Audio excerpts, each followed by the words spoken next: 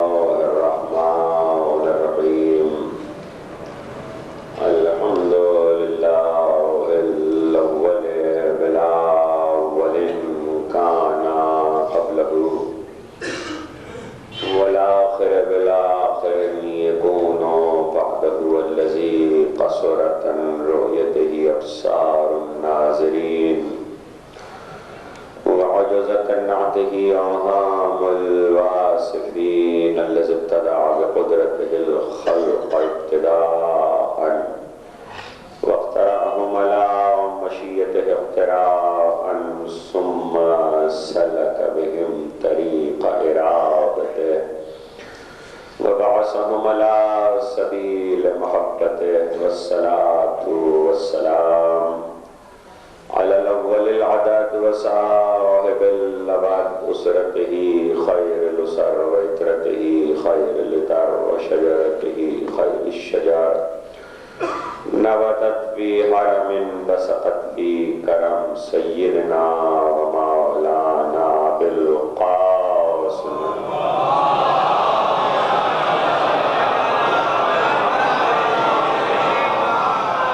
وأهل بيته الطيبين الطاهرين المعصومين المظلومين الذين أذهب الله عنهم الرجس وطهرهم تطهيرا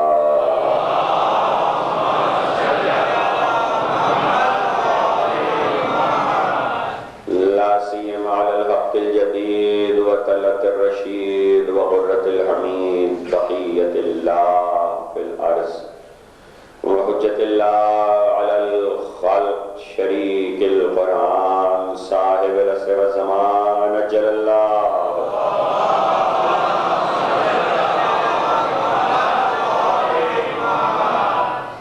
ولعنة الدائمة الباقية على أعدائهم ومنكر فضائلهم وغاصب حقوقهم أجمعين من يوم ظلمهم إلى يوم الدين أما بعد فقد قال الله سبحانه وتعالى في محكم كتابه الحكيم وله المثل الأعلى في السماوات والأرض وهو العزيز الحكيم صلوات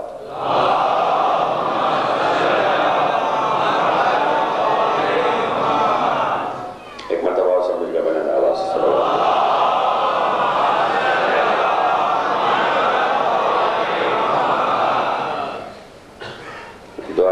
گزارش ہے مومنین کے لیے جن کے لیے خصوصی طور پر درخواست کی گئی ہے آن رضا نوجوان بچہ ہے صدر صاحب لیل ہیں ان کے لیے حسین ساگانی صاحب کی والدہ کے لیے اور جو مومنین لیل ہیں دعا فرمائے پروردگار عالم باقی بیمار کربلا شفاء کامل و عاجل کامل امام بارگاہ حسینیہ زہرا میں آپ حضرات اشرۂ اربعین کے سلسلے کی دوسری تقریر سماعت فرما رہے ہیں بعنوان مسئلہ اعلیٰ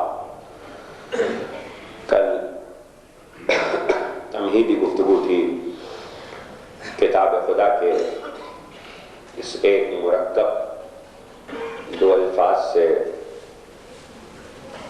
معمور ایک ترکیب پر مسئلہ اعلیٰ یہ لفظ قرآن کا بھی ہے یہ لفظ حدیث کا بھی ہے وَلَهُ الْمَثَلُ الْأَعْلَىٰ فِي السَّمَاوَاتِ وَالْأَرْضِ اللہ ہی کے لیے ہے مثل اعلیٰ آسمانوں میں اور زمین میں وَهُوَ الْعَزِيزُ الْحَكِيمُ اور وہ صاحب عزت بھی ہے صاحب حکمت بھی ہے یہ آیت دو طرح سے آئی ہے وَلِلَّهِ الْمَثَلُ الْأَعْلَىٰ اللہ ہی کے لیے ہے مثل اعلیٰ وَهُوَ الْعَزِيزُ الْحَكِيمُ اور وہ صاحب عزت بھی ہے صاحب حکمت بھی ہے اور حدیث میں لفظ ختمی مرتبت رسالت مآب صلی اللہ علیہ وسلم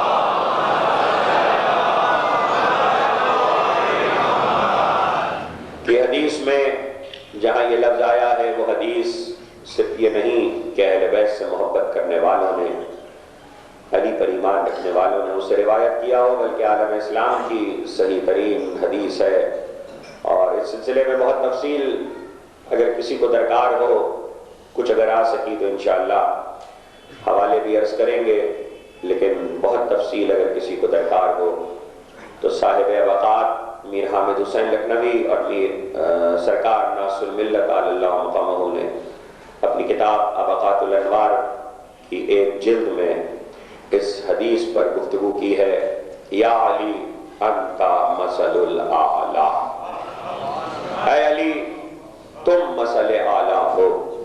اور کل ہم یہ عرض کر رہے تھے کہ لفظ مثل اور مثال قرآن مجید میں صحیح ترین اردو ترجمہ جیسا کے لیے استعمال ہوتا ہے، لیکن یہاں پر ایک عجیب و غریب بات یہ ہے کہ کتاب خدا میں دو لفظ آئے ہیں، ایک مثل اور ایک مثل۔ مثل کے معنی بھی جیسا ہے اور مثل کے معنی بھی جیسا ہے۔ دیکھنا یہ ہے کہ مثل کہاں آتا ہے اور مثل کہاں آتا ہے۔ دیکھیے مثل کے معنی جیسا، مثل کے معنی ذرا سا آپ حضرات زحمت فرما لیں اور تھوڑا سا قریب قریب تشریف لے آئیں تو اس کے بعد حضرات آتے ہیں۔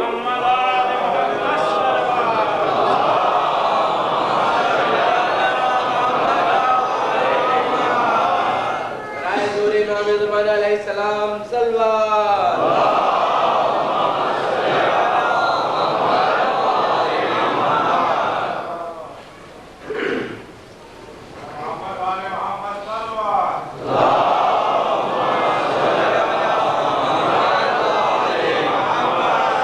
مثل کے معنی بھی جیسا ہے، مثل کے معنی بھی جیسا۔ ان کنتم فی ریب مما نزلنا علی عبدنا فأتوا بسورۃ من مثلہ، اگر تمہیں اس پر کوئی شک ہے، اس میں کوئی شک ہے جو ہم نے اپنے بندے پر نازل کیا ہے، لاؤ اس کے مثل لے کر آؤ، ایک سورت ہی لے آؤ۔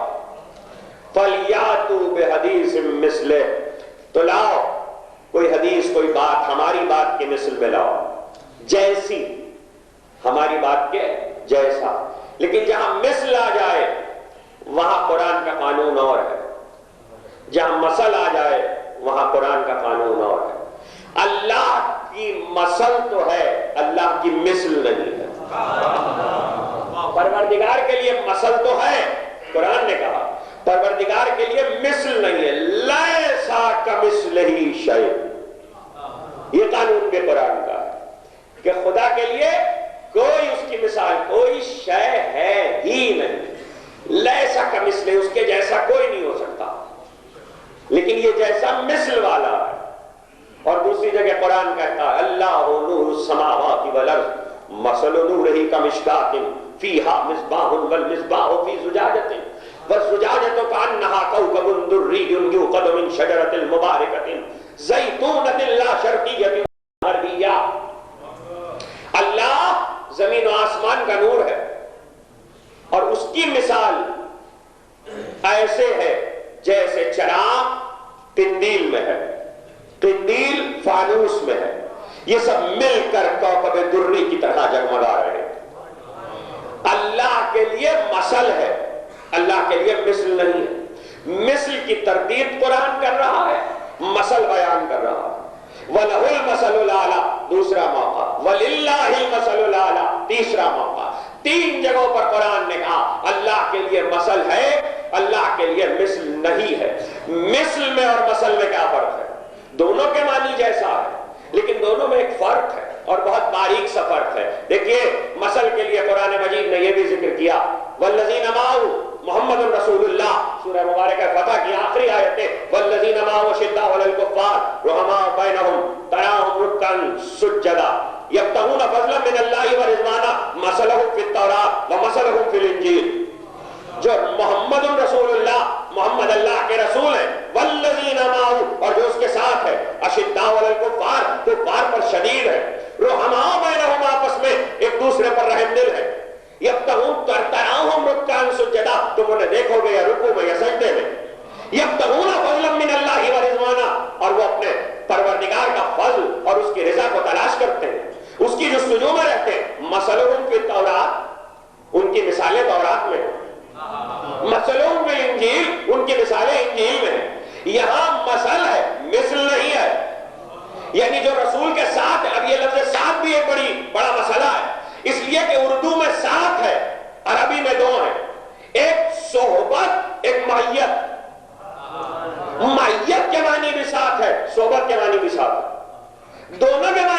ہیں لیکن صحبت میں اور معیت میں فرق ہے. یہاں پر مفسرین نے ذرا سا بچہ کھایا, ذرا سی غلطی کی ہے. یہاں قرآن نے صحبت کا لفظ نہیں استعمال صرف کیا, قرآن مجید نے معیت کا لفظ صرف کیا. معیت میں اور صحبت میں ایک بار والذین امعہ جو اس کے ساتھ ہیں. کیسے پتا چلے کہ یہ کس کا ذکر ہو رہا؟ دیکھیے میں کراچی سے آیا ہوں یہاں اشرف پڑھنے کے لیے. کراچی سے فلائٹ میں میرے ساتھ جعفر آبدی صاحب تشریف لائے, میرے ساتھ ہی واپس چلے جائیں گے, یہ بھی ساتھ ہے. آپ مجلس سننے کے لیے آئے ہیں, 1 گھنٹے میرے ساتھ ہیں, 1 گھنٹے بعد متفرق ہو جائیں گے, یہ بھی ساتھ ہے. وہ جو ساتھ کراچی سے میرے ساتھ آئے ہیں میرے ساتھ واپس جائیں گے, وہ معیت ہے, یہ صحبت ہے. صحبت پراگندہ ہو جاتی ہے, معیت ہمیشہ رہتی ہے. معیت کے لیے ضروری ہے جہاں سے ایک آیا ہو وہیں سے دوسرا آیا ہو. والذین معہ جو محمد کے ساتھ ہے, صحبت میں نہیں معیت میں. معیت میں مثلہم فی التوراۃ ومثلہم فی الانجیل, ان کی مثالیں تورات میں, ان کی مثالیں انجیل میں, ان کی مثالیں. تو کیا دیکھیے عجیب بات یہ, وَذِكْرُهُمْ فِي التَّوْرَاتِ نہیں کہا, وَذِكْرُهُمْ فِي الْإِنْجِيلِ نہیں کہا, مَثَلُهُمْ فِي التَّوْرَاتِ مَثَلُهُمْ فِي الْإِنْجِيلِ. یعنی ہم نے ان کا تذکرہ نہیں کیا ہے, ان کا کردار رکھا ہوا ہے تورات میں. کل گفتگو کر چکا ہوں, ان کا کردار رکھا ہوا ہے تورات میں. یہی فرق ہے لفظ جیسا میں. میں نے ماں کی مثال اسی لیے دی تھی, معیت کی اور صحبت کی. جیسا بھی دونوں ہے, اللہ جیسا اللہ کی مثل, اللہ جیسا اللہ کی مثل. اللہ کی مثل جیسا نہیں ہو سکتا, اللہ کی مثل جیسا ہو سکتا ہے. قرآن کہہ رہا مثل ہو سکتا ہے. فرق کیا ہے؟ مثل آتا ہے ذات کے لیے, مثل آتا ہے صفات کے لیے. یہ بہت باریک سفر ہے. مثل ذات کے لیے آتا, اللہ کی ذات جیسی دوسری ذات نہیں ہو سکتی. لیکن صفات الہی میں اختیار الہی رکھنے والا دوسرا ہو سکتا ہے. یہ قرآن کا ہے, اسی لیے مثل اعلیٰ بتایا. اللہ کی صفتیں دیکھتے جاؤ, مثل اعلیٰ سمجھ میں آتا جائے گا. مثل اعلیٰ کی دوسری خصوصیت یہ ہے جس کو آج کی حد تک میں عرض کرنا چاہتا ہوں. ذرا سی تمیزی مرحلے سے گزر جائیے تو ہم انشاءاللہ آگے بڑھ جائیں گے. بتوفیق الہی بتائی دے محمد و آل محمد. صفات میں مثل ہے, یہ 2 طرح سے ہو سکتی ہے. ایک یہ کہ پروردگار خالق ہے تو کوئی اور بھی خالق ہو, پروردگار رب ہے تو کوئی اور بھی رب ہو, پروردگار رازق ہے تو کوئی اور بھی رازق ہو, پروردگار خبیر ہے تو کوئی اور بھی خبیر ہو, پروردگار سمیع ہے تو کوئی اور بھی سمیع ہو, پروردگار بصیر ہے تو کوئی اور بھی بصیر ہو. ایک تو یہ ہے. لیکن یہ ایک ایک صفت میں جو ہو وہ مثل نہیں ہوگا. میں کچھ عرض کر رہا ہوں, جو ایک ایک صفت میں ہو وہ مثل نہیں ہوگا. اس لیے کہ ایک ایک صفت تو انبیاء کو بھی دی ہے. کوئی صفت آدم کو عطا کی ہے, کوئی نوح کو عطا کی ہے, کوئی ابراہیم کو عطا کی ہے, کوئی موسیٰ کو عطا کی ہے, مگر وہ مثل اعلیٰ نہیں ہو سکے. مثل اعلیٰ کے معنی ہے کہ جس کو ساری صفتیں دے دی جائیں لیکن پھر بھی اپنی ذات میں ایسی صفت رکھتا ہو کہ جو اچھوتی اس کے لیے ہو اور خدا سے اس کو الگ کر رہی ہو. یہ ہے بہت نازک موڑ. یعنی ساری صفتیں خدا کی ایک جا پر ہو مگر اپنی ذات میں ایسی صفت رکھتا ہو کہ اس وصف کی بنیاد پر نہ بندوں میں آئے نہ اللہ سے مشابہ ہو. یہ ہے مسئلہ اعلیٰ. نہ بندوں میں آئے نہ خدا سے مشابہ ہو. اللہ کی تشبیہ نہیں ہے, خدا جیسا نہیں ہو سکتا لیکن مثل ہو سکتی ہے. کوئی ایسی صفت مسئلہ اعلیٰ کی تلاش کرو کہ وہ صفت اس کی ذات میں ہو اللہ کی ساری صفتوں کے ساتھ, تو وہ توحید کی محافظ بن جائے. میں نے بہت کوشش کی کہ میں جستجو کروں کہ ایسی کون سی صفت ہے. یہ ایک بھی ہو سکتی ہے, ایک سے زیادہ بھی ہو سکتی ہے. آج ایک کی حد تک گفتگو کریں. میں نے بہت کوشش کی کہ میں ایسی صفت تلاش کروں کہ اللہ کی ساری صفتیں اس کے مسئلے اعلیٰ میں ہوں اور ایک صفت ذات کی ایسی ہو جو اس کے لیے اچھوتی ہو اور کسی بندے کے لیے بھی نہ ہو, اور وہ صفت محافظ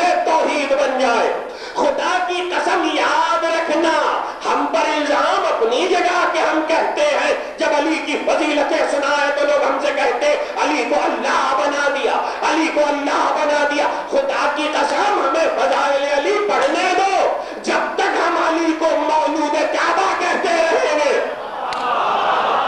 کچھ کہہ رہا ہوں؟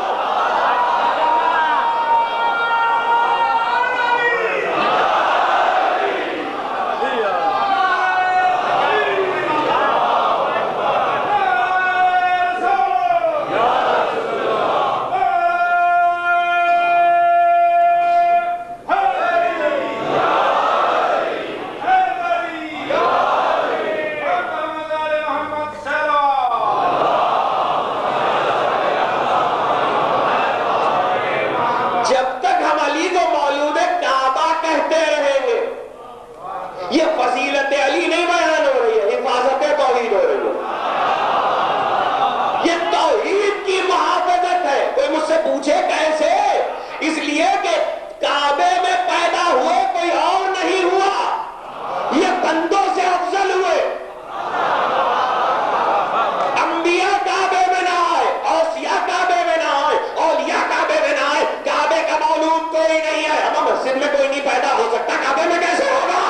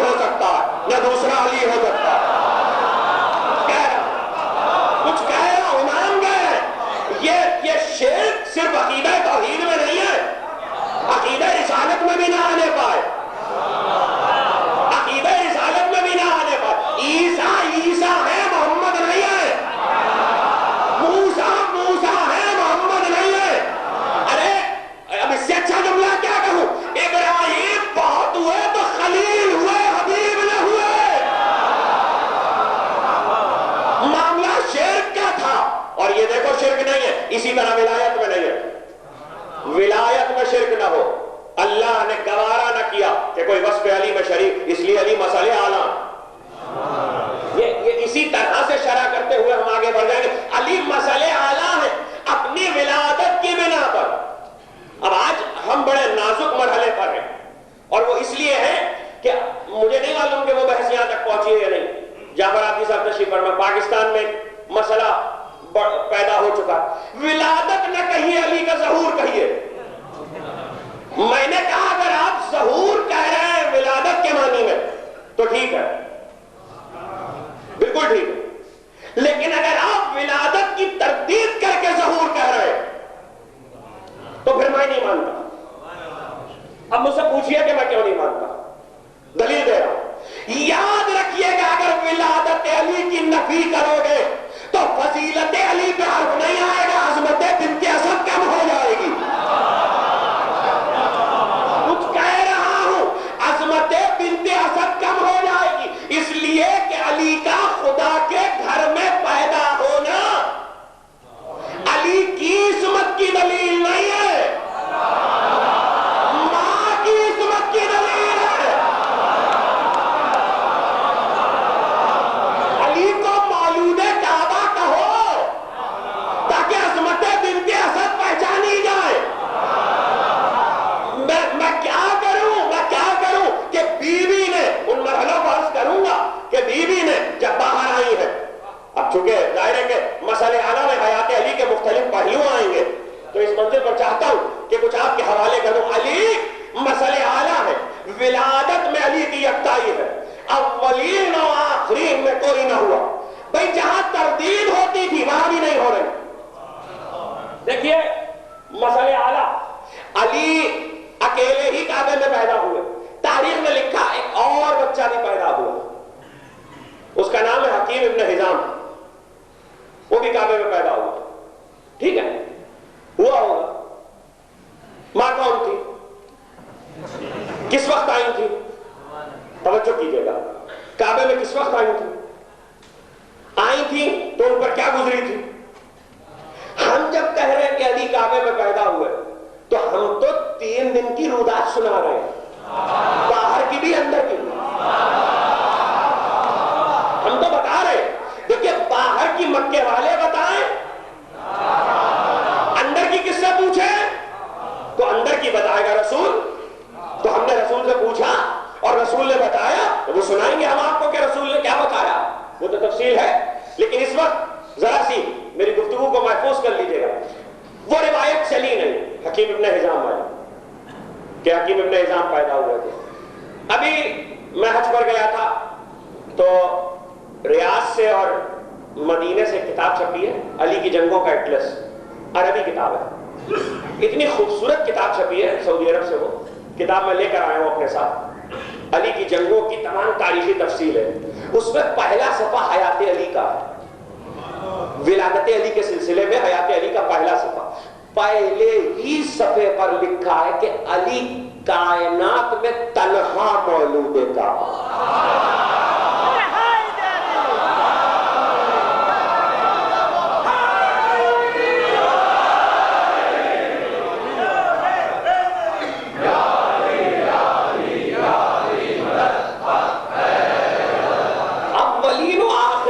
کسی کو یہ شرف حاصل نہیں ہے کہ وہ کعبے میں پیدا ہوا, اور اس سلسلے میں خاص و عام کی روایتیں دونوں طرف ہیں.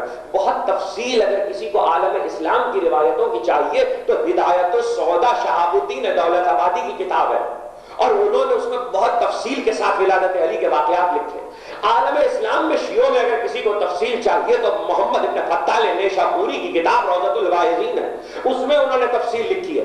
اور میں مختلف کتابوں سے واقعات کو سامنے رکھ کر آپ کو سناتا ہوا آگے بڑھ رہا ہوں. سب سے اہم بات یہ ہے کہ ایک طرف معصوم راویوں کی فہرست ہے, دوسری طرف تاریخ کے خاص و عام راویوں کی فہرست ہے. اور میں یہ عرض کر دوں کہ اسلام آنے کے بعد یہ بحث اٹھی کہ راوی کس فرقے کا ہے. جب علی پیدا ہوئے ہیں اس وقت مکے میں سب ایک جیسے راوی ہیں, کسی فرقے کے نہیں ہے. جو ایک کا مذہب ہے وہی دوسرے کا مذہب ہے, سب بت پرست ہے. لکھا یہ ہے کہ تاریخ کہتی ہے کہ آپ کا چوتھا امام حضرت امام زین العابدین علیہ السلام,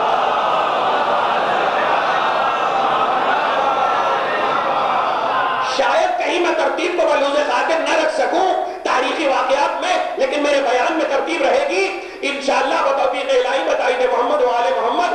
آپ کا چوتھا امام کعبے میں موجود ہے, طواف کر کے فارغ ہوئے ہیں, 2 رکعت نماز ادا کی ہے کہ ایک سن سفید بڑھیا کو دیکھا جو سلام کرنے کے لیے حضرت کو آئی ہے. اور جس وقت وہ آئی ہے تو بالکل سرپٹ سن سفید, کمر جھکی ہوئی, بھویں جھکی ہوئی, سر پہ پٹی بنی ہوئی. امام نے سلام کا جواب دیا, کہا کیا عمر ہوگی تیری؟ اب سوال دیکھیے اور جواب دیکھیے. آپ کے چوتھے امام پوچھ رہے ہیں کیا عمر ہوگی تیری اس وقت, تو عمر بتا دیتی. لیکن عورتوں کی نفسیات جو لوگ جانتے ہیں وہ یہ بات جانتے ہیں کہ عورتیں عمر واقعات سے یاد رکھتی ہیں, مرد تاریخ سے یاد رکھتے ہیں, عورتیں واقعات سے یاد رکھتی ہیں. یہ کب پیدا ہوئے تھے؟ وہ جنگ عظیم جب ہوئی تھی. یہ کب پیدا ہوئے تھے؟ جب ہندوستان میں ٹرین آئی تھی. یہ کب پیدا ہوئے تھے؟ جب پہلا اخبار نکلا تھا. واقعات سے عورتوں کو ولادتیں اور وفاتیں یاد رہتی ہیں. تو ایک بار امام نے پوچھا, اب یہ تو امام جانتا ہے نا کہ پوچھنے کا مقصد کیا ہے, کیا عمر ہے تیری؟ تو مسکرا کے کہنے لگی, آقا جب آپ کی دادی رات میں یہاں آئی تھی تو میں یہی موجود تھی.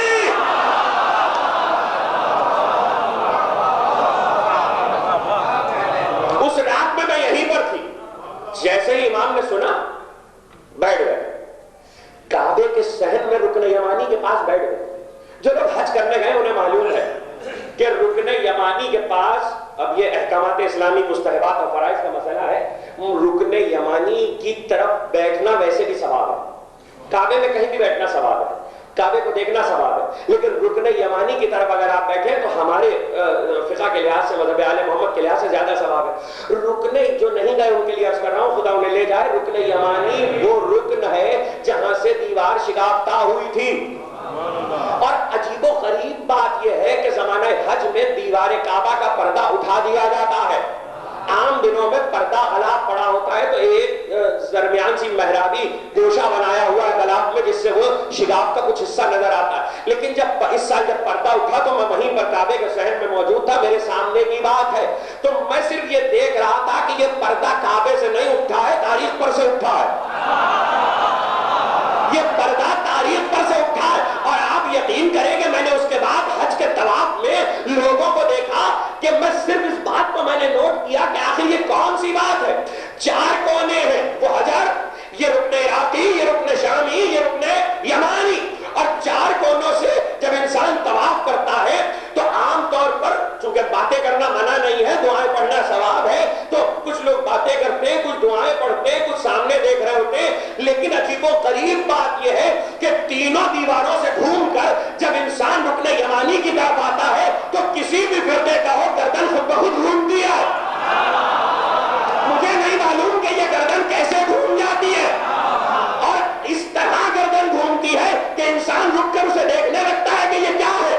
اور میں نے تو ایسوں کو اس دیوار کا بوسہ لیتے دیکھا ہے. اس سال زمانے حج میں نے بوسہ لیتے دیکھا, آئے چپکے سے بوسہ لیا اور آگے بڑھ گئے. اس لیے کہ جس وقت پردہ اٹھایا جا رہا تھا اس وقت پہرے لگے ہوئے تھے, ظاہرین نہیں جا سکتے تھے, تو اندر صرف خاص لوگ تھے. لیکن ایسے میں بھی اس دیوار کا بوسہ اور دیوار کے اس حصے کا بوسہ لیا جا رہا تھا. اب یہ بار بار جو گردن گھوم رہی ہے اس کے کیا معنی ہے؟ میں نے بہت نوٹ کیا, میں گھنٹوں بیٹھا رہا کعبے کے صحن میں کہ ہر ایک کو دیکھوں. جب ادھر پہنچتا ہے تو مڑ کے دیکھتا ہے. میں نے کہا کچھ لوگوں سے میں نے کہا ایسا کیجیے, یہ قسم کھا لیجیے کہ گردن نہیں گھمائیں گے. کہنے لگے پتہ نہیں کیا بات ہے کہ ادھر گردن ضرور گھومتی ہے. تو بھائی میں نے کہا یہ گردن کا کوئی کمال نہیں ہے, یہ فضیلت علی کا کمال ہے کہ اپنی طرف کھینچ لیتی ہے. علی اپنی طرف متوجہ کرتے, وہ امام اسے لے کے وہیں پر بیٹھ گئے. کہنے لگے ذرا بتا تو کیا ہوا تھا. تقریر وہاں سے مڑی تھی, ذرا بتا تو کیا ہوا تھا. اب سننے والا معصوم, سنانے والی مکے کی بڑھیا. حالت اسلام جب آئی تو اس سے پہلے کی روایت, اس نے کہا اے مولا اس شب میں یہیں پر تھی. اب جنہوں نے کیسے بتاؤں, مکے کا صحن آج تو مسجد الحرام کا صحن ہے, کعبے کا صحن مسجد الحرام کا. اس وقت مسجد الحرام نہیں تھی, یعنی ارد گرد مسجد نہیں تھی بلکہ مکانات تھے. تو کعبے کا کچی جگہ جو صحن تھا وہ سمجھ لیجئے کہ وہی ان کی سڑک بھی تھی, راہ بھی تھی. اسی راستے پہ جب گرمی کے دن بہت ہوتے, یہ بات شاید کچھ لوگوں کو معلوم ہو کہ رجب عرب میں گرم مہینہ تھا. رجب عرب میں گرم مہینہ تھا, اور گرمی کے دنوں میں خاص طور پر رات گئے تک اپنے گھر سے نکل کے مکے والے اس صحن میں بیٹھا کرتے ہیں. اب یہ اللہ کی مصلحت ہے کہ اس نے رجب کے مہینے کا انتخاب کیوں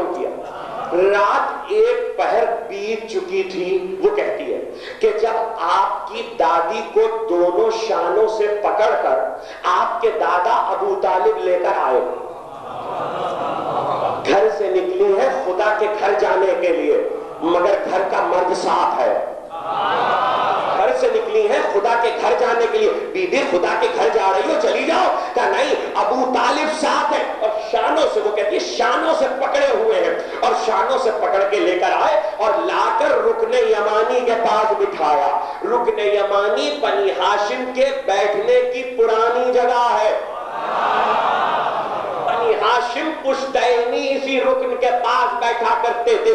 مسند دروازے کے پاس بچتی تھی، لیکن قضاوت کی مسند، عدالت کی مسند، بیٹھنے کی جگہ یہ تھی، اور ایسی جگہ بیٹھتے تھے جہاں سے صاف نظر آئے رکن یمانی۔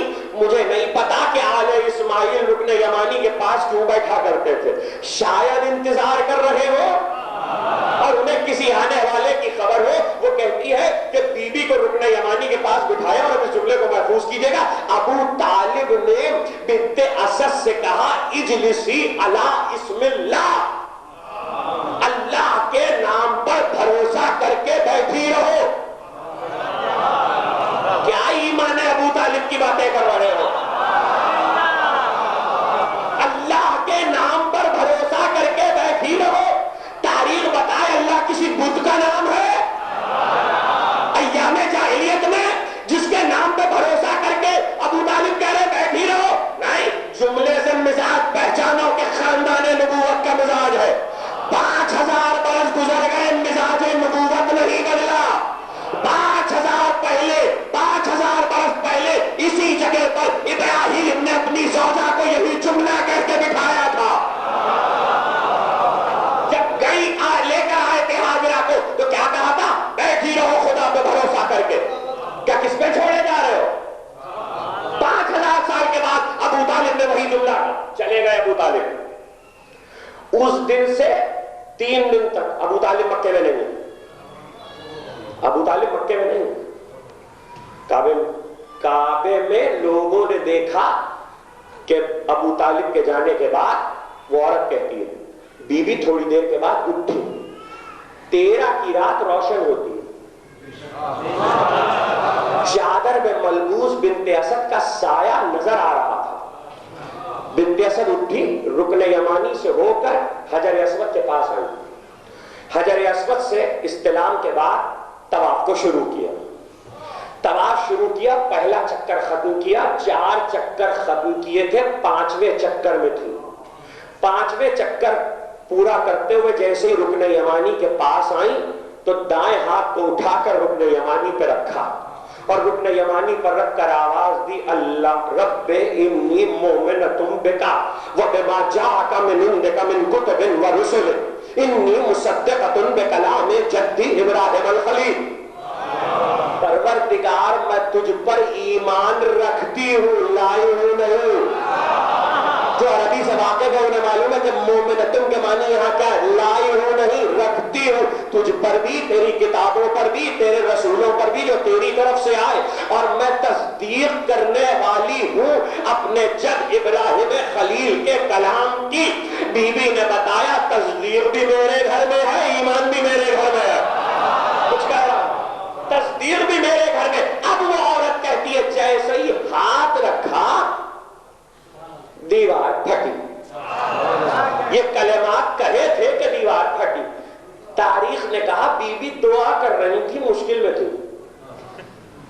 تاریخ کہہ رہی، میں تو بہت اطمینان سے پڑھوں گا، اور ظاہر ہے کہ ایک دن کی بات تو نہیں ہے، 3 دن کے واقعات ہیں۔ مجھے نہیں معلوم کہ تقریر کہاں پہنچے گی، میں تو مسئلے اعلیٰ بتا رہا ہوں۔ تاریخ کہہ رہی ہے بی بی مشکل میں تھی، بی بی نے دعا پڑھی۔ اس جملے میں دعا کہاں ہے؟ اس جملے میں دعا کہاں ہے؟ بی بی مشکل میں تھی، چلو اسی پہ بات کر لیتے۔ اب کیا کروں، منبر پہ بڑی احتیاط سے کہوں گا، بہت احتیاط سے گزر رہا ہوں۔ صاحبان اولاد آپ کی، پہلا بیٹا طالب، سب سے بڑی بیٹی ام ہانی، پھر طالب، ام ہانی سے 10 سال چھوٹے طالب، طالب سے 10 سال چھوٹے جعفر، عقیل سے 10 سال چھوٹے جمانہ سے 10 سال چھوٹے جعفر سے 10 سال چھوٹے علی، 10 سال کے فرق سے ابو طالب کے ہاں اولادیں ہوئی۔ یہ بھی میڈیکل سائنس کا معجزہ ہے۔ اب کیسے بھی ثابت کروں، اگر نہیں پہنچا تو کہیے گفتگو کر لیتا ہوں۔ یہ میڈیکل سائنس کا معجزہ ہے۔ آپ کہیں گے وہ کیسے؟ جائیے میڈیکل سائنس سے پوچھئے گا اور مولائے کائنات کے ان اقوال میں جو صحت اور طب سے متعلق ہیں اس میں یہ قول دیکھیے گا۔ علی کا ایک قول ہے، کیا لوگ ایمان ابو طالب کی بات کرتے ہیں؟ یہاں پہ آ کے سمجھے کہ ابو طالب کیا تھے۔ قول یہ ہے علی کا کہ 33 سال کے بعد مرد کے گھر پیدا ہونے والی اولاد کے جوڑ کمزور ہوتے ہیں۔ یہ قول ہے علی کا، 33 سال کے بعد مرد کے گھر پیدا ہونے والی اولاد کے ہڈیوں کے جوڑ کمزور ہوتے ہیں۔ آدم سے لے کے قیامت تک یہ اصول بدل نہیں سکتا۔ 10 سال کے فرق سے طالب، ام ہانی، طالب، عقیل، جمانہ، جعفر، علی، 90 برس کی کل عمر ہے ابو طالب کی۔ 20 برس ابو طالب علی کی ولادت کے بعد زندہ رہے ہیں، 70 کی عمر کے ہیں جب علی پیدا ہوئے ہیں۔ اما ایمان پہ کیا بات کرتے ہو؟ میڈیکل سائنس پہ فیصلہ کر لو کہ ابو طالب تم جیسا نہیں تھا۔ 70 برس کی عمر میں جو اولاد ہو وہ بھی کہوارے میں کر رہے ہیں ترجیح۔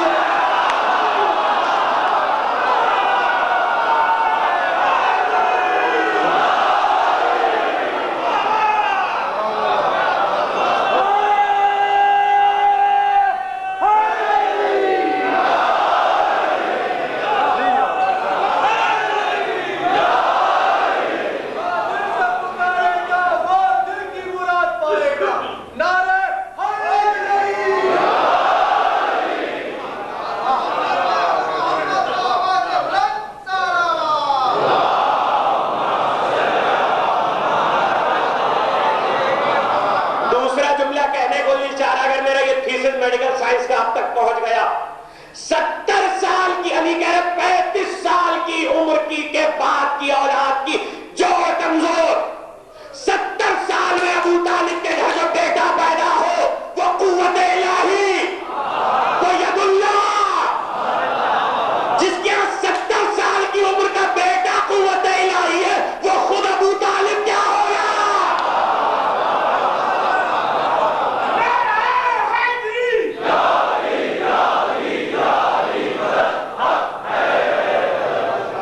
اس لیے ولادت علی پڑھو تاکہ ابو طالب کی عظمت سمجھ میں آئے۔ مجھے معلوم ہے بہت سے لوگ ان معاملات میں ریزرویشنز رکھتے ہیں کہ ممبر پہ ایسی باتیں نہیں ہونی، کیوں نہیں ہونی چاہیے؟ جن میں فضائل ہے وہ باتیں کیوں نہیں ہونی چاہیے؟ یہ فضیلت کے وہ پہلو ہیں جن کا ذکر ہونا چاہیے۔ آج دنیا ہر چیز پر گفتگو کر رہی ہے۔ ابو طالب، وہ عمر ابو طالب اور پھر بنت اسد کی اولاد، پہلی اولاد تو نہیں ہے علی، بس بات کہہ گیا میں اور کیسے کہوں ممبر پہ؟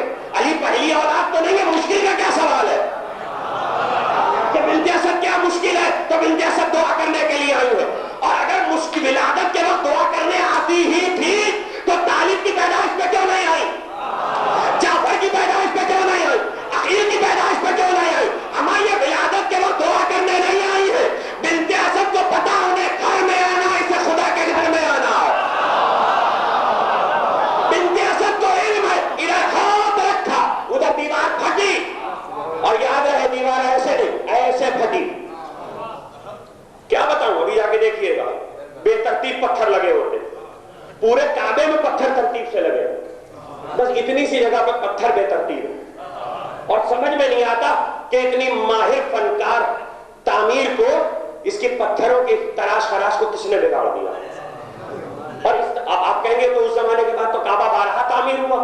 کعبہ تعمیر ضرور ہوا، ہر سال 13 رجب کو دیوار شق ہو جاتی ہے،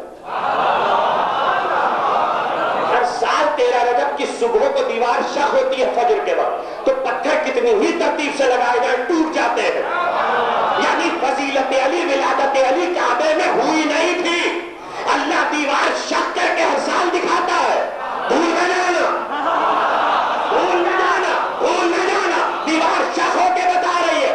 تو اب یہ جو دیوار شق ہوئی، بنت اسد داخل ہوئی، جیسے ہی بنت دیوار بند ہو گئی. صحن کعبہ میں بیٹھے ہوئے لوگ بڑے حیران ہوئے. بنت اسد کہاں گئی؟ کعبے کے اندر اٹھ کر آئے دوسری طرف سے، بالکل مقابل میں دروازہ، دروازے پہ تالا، تالے کی چابی جس کے پاس تھی جس قبیلے میں وہ ایک صندوق میں رکھی جاتی تھی اور اس صندوق پہ تالا لگا کے چابی وہ اپنے پاس رکھتا تھا. اتنی حفاظت سے رہتی تھی چابی. دوڑایا گیا آدمی، چابی لے کر آیا، صندوق کھولا جس میں چابی رکھی تھی، صندوق میں چابی نہیں. جب صندوق کھولا تو صندوق میں چابی نہیں. تلاش کر لیا، سارا گھر چھان مارا، چابی نہیں. 3 دن تک چابی نہیں ملی. 3 دن صرف چابی غائب رہی ہے. 3 دن. اس سے پہلے اسی صندوق میں، اس کے بعد اسی صندوق میں. تو اب سوال یہ کہ یا تو کسی نے چرا لی تھی تو اس میں سے غائب ہو گئی، یا پھر وہیں تھی اور آنکھوں پہ پردہ پڑا ہوا تھا اور غیب میں تھی، نظر نہیں آ رہی تھی. جو پروردگار اپنی پہلی حجت کے لیے کعبے کی چابی غیب میں رکھوا سکتا ہے وہ آخری حجت کو غیب میں نہیں رکھوا.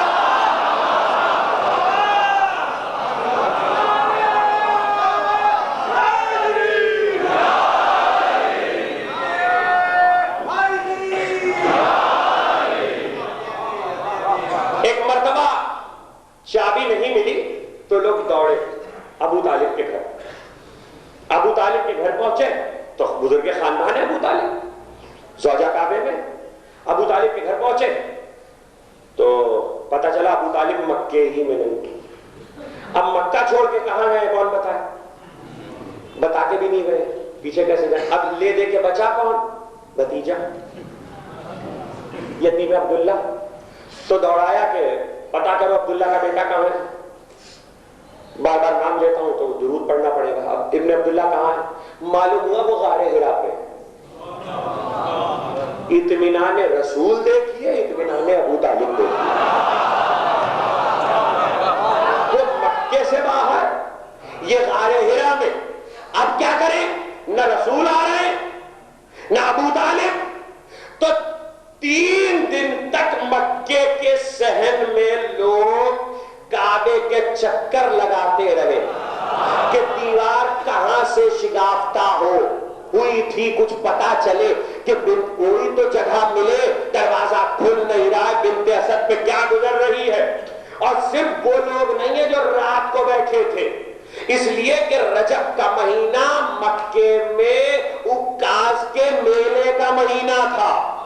تو دنیا کے بڑے بڑے تاجروں کے قافلے آتے تھے حج میں اور رجب میں، اور اس مہینے میں جنگ بھی حرام تھی تو سکون کا مہینہ تھا. تو خبر پھیلنا شروع ہوئی تو 3 دن میں جو باہر تھے وہ بھی آ گئے، مکہ بھر گیا.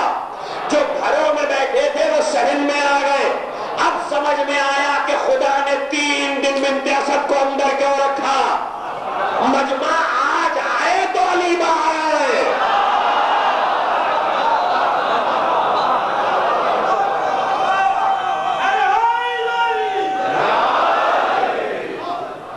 شیخ ابو جعفر طوسی شیخ الطائفہ اپنی امالی میں لکھتے ہیں کہ 3 دن اور رات میں مکہ بھر چکا تھا اور لوگ کعبے کے گرد تھے. 13 رجب کی صبح، 13 کا دن گزرا، 14 کی شب آئی، 14 کا دن گزرا، 15 کی شب آئی، 15 کا دن گزرا، بروایت 15 کی صبح، بروایت 16 کی صبح. اس میں اختلاف ہے. جب صبح نمودار ہوئی تو آج بھی جو لوگ گئے ہیں، جی ہاں وہ آپ نے صحیح کہا لیکن روایت میں اختلاف ہے. جو آج بھی جو لوگ گئے ہیں ان کا یہ ہے کہ جانتے ہیں کہ کعبے کے حدود میں داخل ہونے کے لیے ثواب ہے کہ آپ باب سلام سے داخل ہوں، لیکن باب سلام سے پریکٹیکلی داخل ہونا ممکن نہیں. اور اس کی وجہ یہ ہے، ثواب کیوں ہے؟ بنی ہاشم ہمیشہ باب سلام سے آیا کرتے تھے اور باب سلام مسعی کے درمیان میں ہے، یعنی صفا اور مروہ کے درمیان جو صحیح کی جگہ ہے وہاں سے آتے تھے. صبح کا وقت تھا، تہجد کا وقت کامل ہونے جا رہا تھا، فجر قریب ہو رہی تھی کہ ایسے میں ایک طرف سے ابو طالب آئے، ایک طرف سے رسول آئے.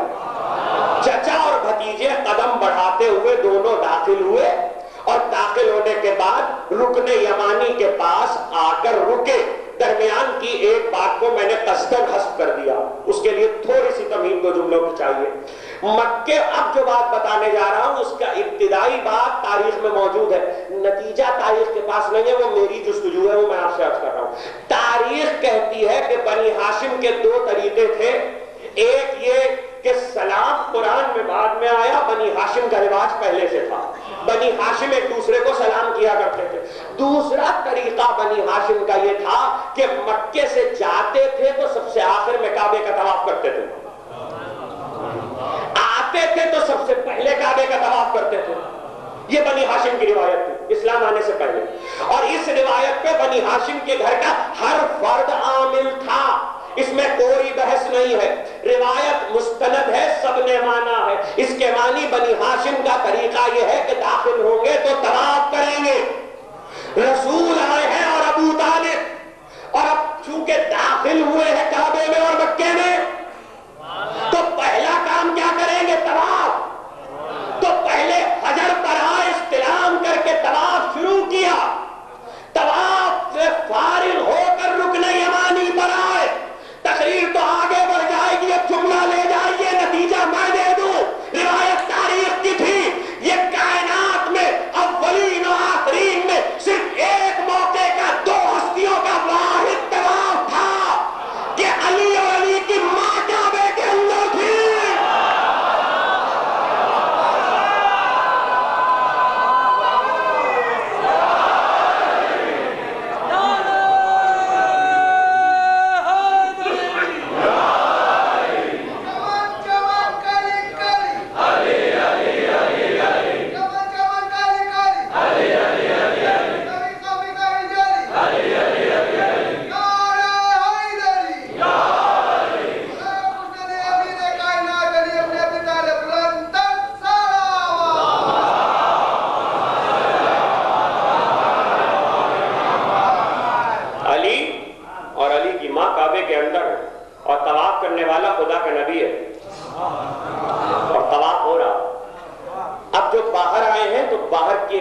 لیکن 3 دن کعبے میں کیا ہوا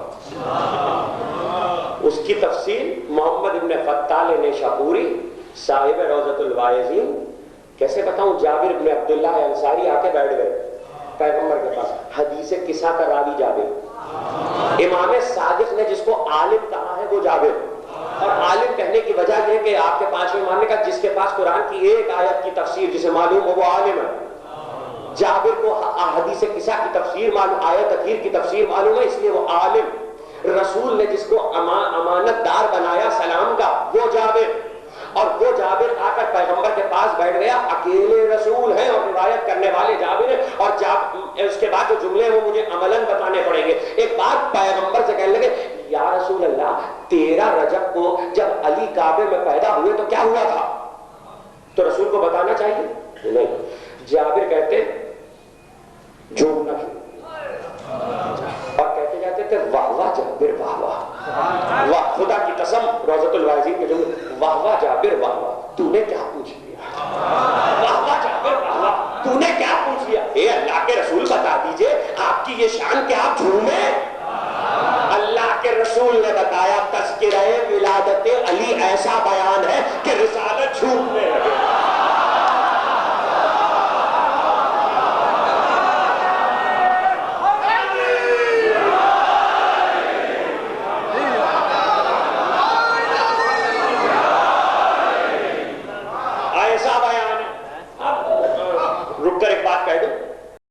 جب اس بڑھیا نے آپ کے چوتھے امام کو سارا واقعہ سنایا تو آپ کے چوتھے امام نے ایک عجیب جملہ کہا, کیا اس سے اچھا بیان بھی کوئی ہو سکتا؟ روایت میں جملہ موجود, کیا اس سے اچھا بیان بھی کوئی ہو سکتا؟ جابر پوچھے ولادت علی تو رسول کہے کیا کہنے تو نے کیا بات پوچھ لی, اور جھومنے لگے. چوتھا امام کا اس سے اچھا بیان کوئی نہیں. رسول ولادت کا ذکر کرنے سے پہلے جھومنے لگے. ہم سے آپ کہیے علی کے فضائل کب تک پڑھیے گا؟ ہم جس پہ رسول خوش ہو وہی تو پڑھیں گے.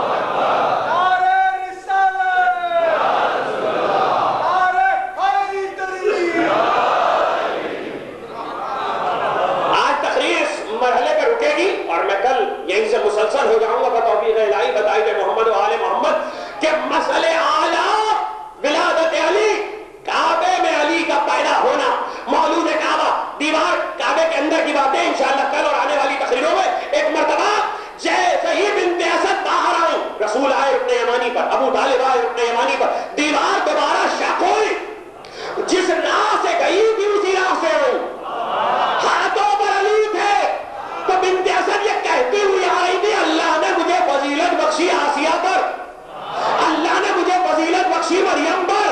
اور یہ جملہ بی بی کے آسیہ پر اس لیے کہ انہوں نے خدا کی عبادت ایسی جگہ پر کی جہاں حالت استعار کے سوا جائز نہ تھی، اور میں نے خدا کی عبادت چوک کعبہ میں کی. اور مریم پر اس لیے کہ جب مریم پر ولادت عیسیٰ کا وقت آیا تو مریم سے کہا یہ سچا خانہ نہیں ہے، خدا کا گھر ہے. لیکن جب میرے پاس ولادت علی کا وقت آیا تو کعبے کی دیوار نے شک ہو کر مجھے بلایا، اس لیے میں مریم پر افضل ہوں. ولادت علی کو مائنس نہ کرو، ولادت علی کی تردید نہ کرو، علی کے معلوم کعبہ ہونے کی تردید نہ کرو. ایک توجہ، ایک طرف یہ فضیلت ہے بنت اسد کی، دوسری طرف حفاظت توحید ہے. ہم علی کو کتنا ہی اللہ بنا دے، اللہ پیدا نہیں ہوتا، علی پیدا.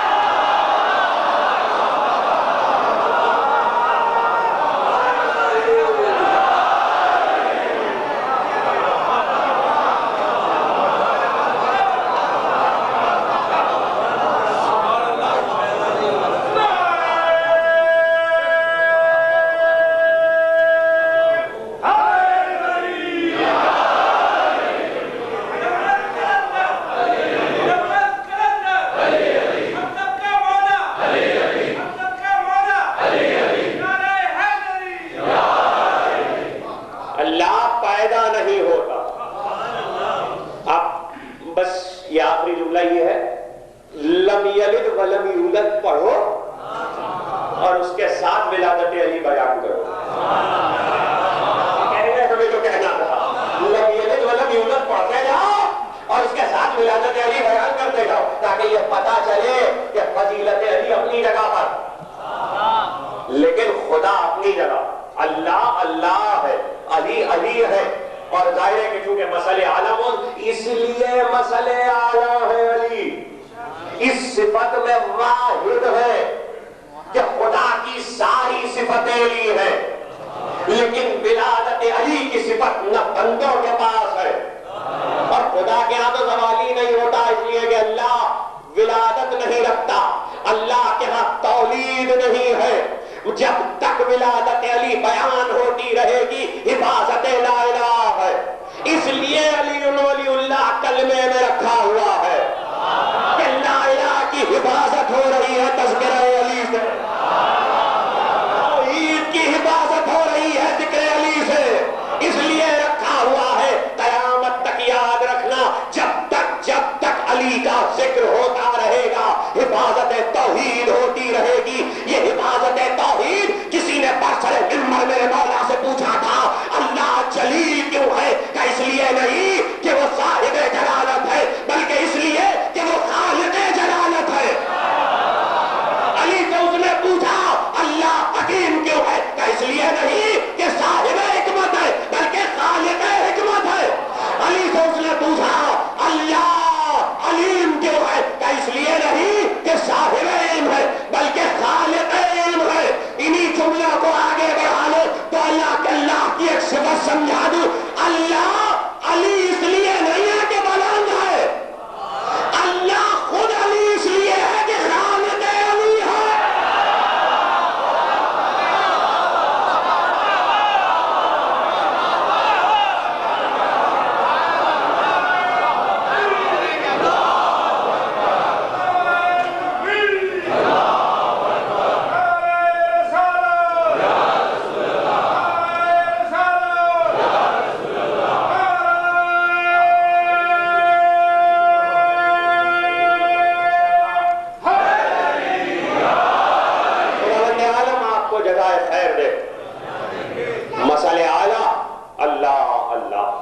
اس گھرانے میں تو سب اعلیٰ ترین مثال ہے لیکن علی مسئلے اعلیٰ.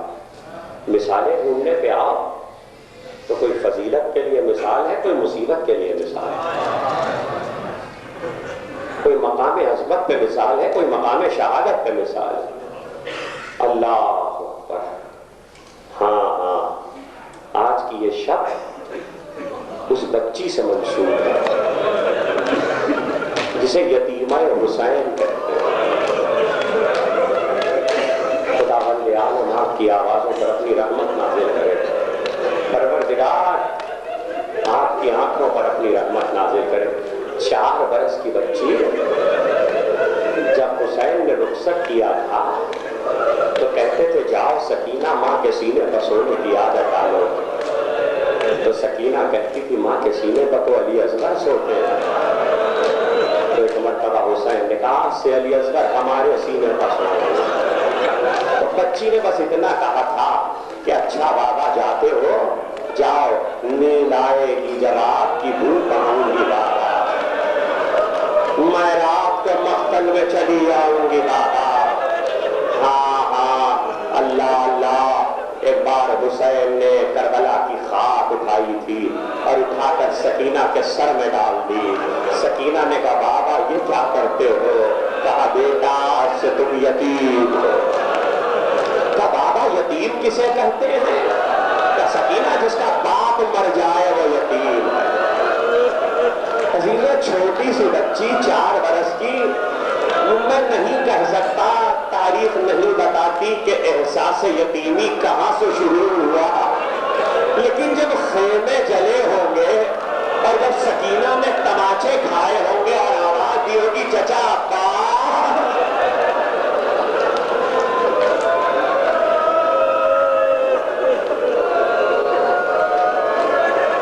سکینہ نے پکارا ہوگا بابا، شاید وہ احساس یتیمی کا پہلا مرحلہ تھا جو قید خانے میں آتے آتے یہ شدت اختیار کر گیا کہ وہ قید خانہ، وہ زندان کہ جس میں چھت نہیں تھی، دن کو دھوپ آتی تھی اور رات کو اوس پڑتی تھی، اور مقتل کہتا ہے کہ اس قید خانے میں جب سویرے کو سکینہ دیکھتی کہ پرندے اڑ کر جا رہے ہیں تو پوچھتی بھیا یہ پرندے کہاں جا رہے ہیں؟ سید ساجدین کہتے سکینہ بی بی یہ پرندے اپنے گھروں سے دانہ گنگے کی تلاش میں جا رہے ہیں۔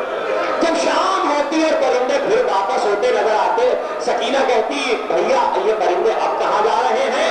تو ایک مرتبہ سید الساجدین کہتے اے بہن سکینہ اب یہ پرندے دن بھر کے تھکے ہارے اپنے گھروں کو جا رہے ہیں۔ تو بچی بڑی معصومیت سے کہتی بھیا ہم اپنے گھر کب جائیں گے؟ ہائے میرا بیمار نام جو یہ بھی نہ کہہ سکا اور نہیں کہہ سکتا تھا اے سکینہ سب تو جائیں گے لیکن تم مدینے میں جاؤ گی۔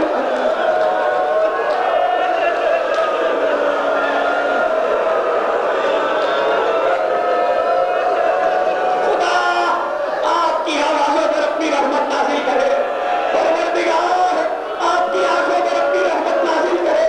کہتے بچی اپنے باپ کو بہت یاد کرتی تھی۔ ایک رات وہ قیامت تھی کہ بچی نے سوتے میں خواب دیکھا اور خواب میں دیکھا کہ حسین آئے ہیں اور حسین کہہ رہے سکینہ اب فراق کا وقت زیادہ نہیں ہے بیٹا ہم تمہیں لینے آئے ہیں۔ بچی خواب سے بیدار ہوئی تو بابا بابا کہتی ہوئی رونا شروع کیا۔ جب سکینہ نے رونا شروع کیا تو جناب مرحبا نے کی آتی